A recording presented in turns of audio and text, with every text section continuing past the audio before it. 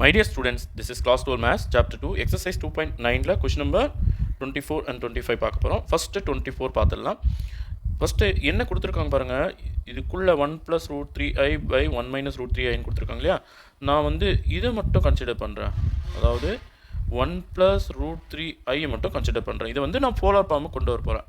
இதுக்கு மாட் எடுத்தோம்னா square root of 1 square plus root 3 square கரெக்டாக ஈக்குவல் டு 1 ப்ளஸ் 3, அதாவது ரூட் 3க்கு ஸ்கொயர் பண்ணால் 3, அப்போ ரூட்டுக்குள்ளே 4, ரூட் எடுத்தோம்னா 2.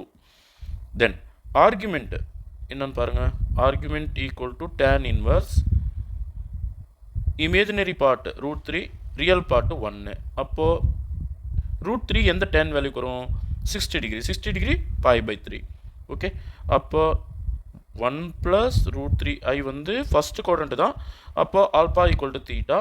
அதனால் இதை நான் எப்படி எழுதுவோம் போலார் ஃபார்மில், 2 இன்ட்டு காஸ் π/3 ப்ளஸ் ஐ சைன் π/3. புரியுதுங்களா? சரி, ஃபர்தராக இதை ஆயிலர் ஃபார்மில் எப்படி எழுதுவோம், 1 ப்ளஸ் ரூட் 3ia ஆயிலர் ஃபார்மில் எப்படி எழுதுவோம், 2 இன்ட்டு இ பவர் காஸ் π/3 மறைச்சிக்கோங்க, சைனை மறைச்சிக்கோங்க, அப்போ கண்ணுக்கு தெரிகிறது வந்து i π/3. ஓகே, போலார் ஃபார்மில் எழுதிட்டோம்னா நம்ம வேலை இன்னும் கொஞ்சம் ஈஸி ஆகிடும். ஸோ இதனோட கான்ஜுகேட் என்னவாக இருக்குன்னா ஒன்றுமே இல்லை பாருங்கள், 2 இ பவர் மைனஸ் i π/3, அவ்வளோதாங்க. ஸோ இந்த ரெண்டு வேல்யூவும் இங்கே நான் எடுத்துக்க போகிறேன் இது உங்களுக்கு பதிலாக. அப்போ ப்ராக்கெட்டுக்குள்ளே இதுக்கு பதிலாக நான் என்ன எழுத போகிறேன்னா 2 e power i π/3 by 2 e power minus i π/3 அதுக்கு பவர் 10.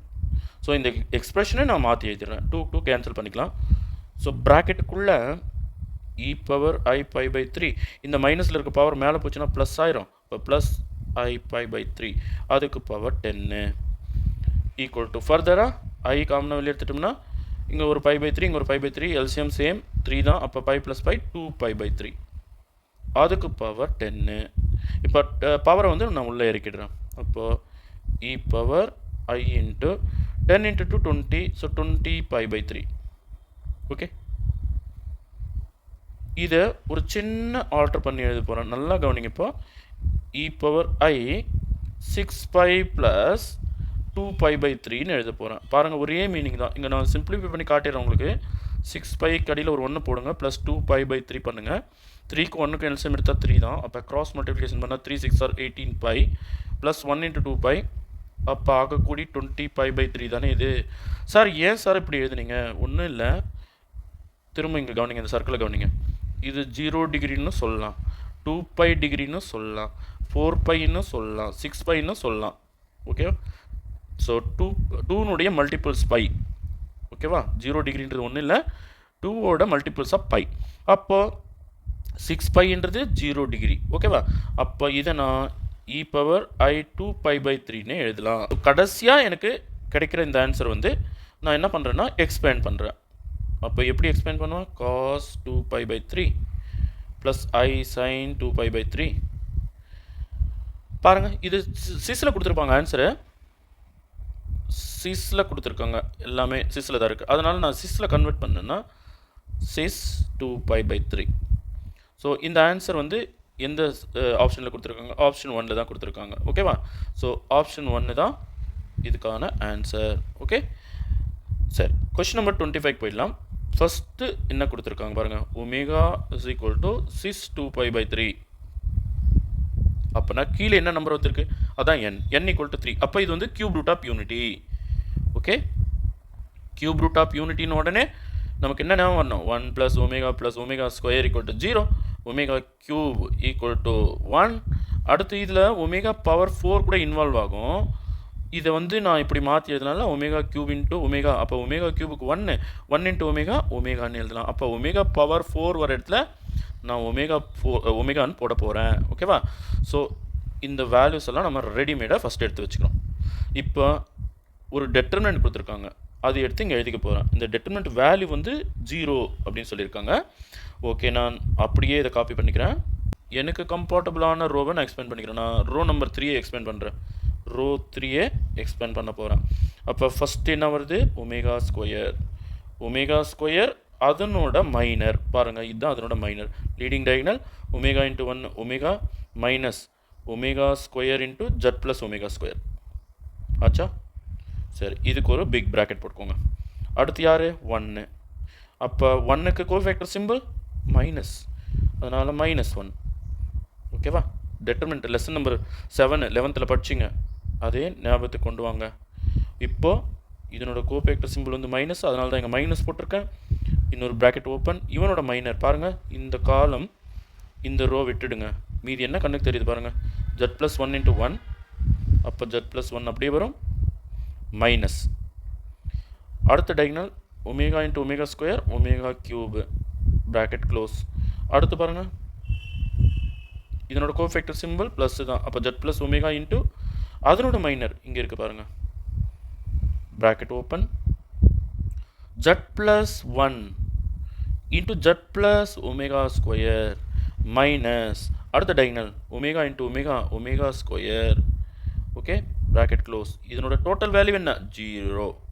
ஸோ அதையும் போட்டுவாங்க. இப்போ நல்லா கவனிங்க, ஒமேகா ஸ்கொயர் வெளியிலே இருக்கட்டும், ஒன்றும் பண்ணாதீங்க. உள்ளே வந்து ஒமேகா மைனஸ் ஒமேகா உள்ளே எடுங்க. Omega square into z minus omega square into omega square omega power 4. Omega power 4 வர இடத்துல என்ன போடணும்னு சொல்லியிருக்கேன்? ஒமேகா போடணும்னு சொல்லியிருக்கேன். அது அப்புறம் போட்டுக்கலாம் அடுத்த ஸ்டெப்பில். சரி, -1னாலும் மைனஸ் போட்டாலும் ரெண்டும் சேம் தான். அப்போது z+1 ஒமேகா கியூபுக்கான வேல்யூ 1, அப்போ -1 போட்டுக்கலாம். ப்ளஸ் z+ஒமேகா ஒன்றும் பண்ணாதீங்க இந்த ஸ்டெப்பில், அடுத்த ஸ்டெப்பில் பார்த்துக்கலாம். இவங்க 2 பேரும் பெருக்கலாம். z × z z square, z × omega square z omega square, 1 × z 1 × omega square omega square minus omega square equal to 0. இப்போ என்னெல்லாம் கேன்சல் பண்ண முடியும் பாருங்கள். ஒமேகா ஸ்கொயர் கேன்சல் பண்ணிடலாமா? அப்புறம் இங்கே +1 -1 கேன்சல் பண்ணிடலாமா? இப்போ ஒமேகானாலும் ஒமேகா பவர் 4னாலும் ஒன்று தான் சொன்ன பாருங்கள், இங்கே சால்வ் பண்ணி வச்சுருக்கேன். இப்போ இதுக்கு ரெண்டையும் கேன்சல் பண்ணிக்கலாமா? இப்போது மிச்சம் மீதி மீறுது. திரும்ப இங்கே வாங்க, வெளியே ஒமேகா ஸ்கொயரு, உள்ள ஒமேகா ஸ்கொயர் ஜட்டு. அப்போ ஒமேகா பவர் மைனஸில் ஒமேகா பவர் 4 இன்ட்டு ஜட்டு. ஓகேவா? சரி, இங்கே மைனஸ் உள்ள எடுத்துக்கலாம். அப்போ மைனஸ் ஜட்டு வந்துடும். ஓகேவா? அடுத்து ப்ளஸ் z+ஒமேகா இன்ட்டு உள்ளே பாருங்கள் என்ன மீந்து நிற்குது, z square plus z omega square plus z equal to 0 போடல பாருங்கள். ஒமேகா பவர் 4க்கு பதிலாக ஒரு ஒமேகா போடுக்கிறேன், அதாவது ஜட்டு ஒமேகா. ஓகேவா? சரி, மைனஸ் ஜட்டு. சரி, இது ரெண்டையும் நான் 2 ப்ராக்கெட்டும் நம்ம ஃபஸ்ட்டு மல்டிப்ளை பண்ணிடலாம். ஓகேவா? அப்போது ஜட்டால் 3 நம்பரை பெருக்கிறேன். இப்போ என்ன வரும்? z³ plus z square omega square plus z square. Okay, இப்போ ஒமேகாவால் பெருக்கிறேன். z square omega z omega cube plus z omega equal to 0. பாருங்கள், z ஒமேகா +1 -1 கேன்சல் பண்ணிடலாம். ஒமேகா கியூப் வர்றதுக்காக இங்கே ஒரு 1 போடலாம் இல்லையா? அப்போது இன்னும் சிம்பிளிஃபை பண்ணலாம் இருங்க. அப்போ -z plus z³ plus z square omega square plus z square plus z square omega. Omega கியூபுக்கு பதிலாக 1, அப்போ plus z equal to 0. Plus z minus ஜட்டும் கேன்சல் பண்ணிக்கோங்க. இப்போ இந்த z³ ஒன்றும் பண்ணாதீங்க, அப்படியே எழுதிக்கோங்க. இவங்க 3 பேர்கிட்ட இருந்தும் ஒரு z ஸ்கொயர் காமனாக வெளியே எடுத்துருங்க. இப்போ z ஸ்கொயர் காமனாக வெளியே எடுத்த பிறகு இங்கே என்ன மீந்திருக்கும்? Omega square. இங்கே என்ன மீந்திருக்கும்? ஒரு 1. இங்கே என்ன மீந்திருக்கும்? ஒரு ஒமேகா. அப்போது 1 + ஒமேகா ஸ்கொயருக்கான வேல்யூ என்ன? 0. அப்போ இது மொத்தமே 0 ஆகிடும். இப்போ z³ + 0 equal to 0. I mean z³ equal to 0. ஓகேவா? ஃபைனலாக z³ ஈக்குவல் டு 0ன்னு வருது. அப்போது z equal to 0, z equal to 0, z equal to 0ன்னு 3 ஆன்சர் எழுதலாம் அஃப்கோர்ஸ். ஆனால் ஒரே ஒரு ஆன்சர் தானே இது, z ஈக்குவல் டு 0 ஒரே ஒரு ஆன்சர் தான். அப்போ ஒன்லி ஒன் டிஸ்டிங்க்ட் ரூட் நான் எழுதணும், ஒன்லி ஒன் டிஸ்டிங்க்ட் ரூட். இதுக்கான ஆன்சர் எதில் இருக்குன்னா 1 தான் இருக்குது, ஆப்ஷன் 1.